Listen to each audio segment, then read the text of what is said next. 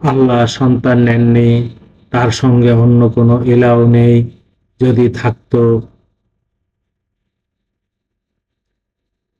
তবে প্রত্যেকেই স্ব-স্ব সৃষ্টি নিয়ে পৃথক হয়ে যেত, একে অন্যের উপর প্রাধান্য নিত।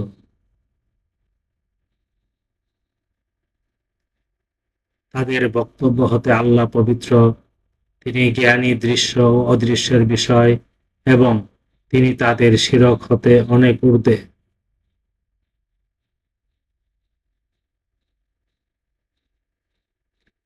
বলুন, হে আমার রব, তাদের সাথে প্রতিশ্রুত বিষয়টি আমাকে দেখান। হে আমার রব, আমাকে অত্যাচারী বানিও না, আর আমি প্রতিশ্রুত বিষয়টি দর্শন করাতে অবশ্যই সক্ষম।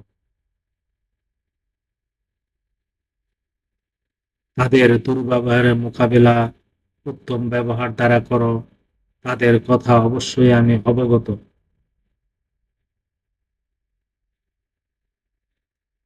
আপনি বলুন, হে আমার রব, শয়তানের কুমন্ত্রণা হতে আমি তোমার আশ্রয় প্রার্থনা করি।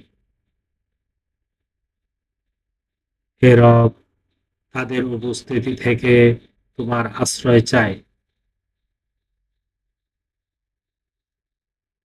আয়াত ৯১ থেকে ৯৮, সূরা মুমিনুন, আল কুরআন।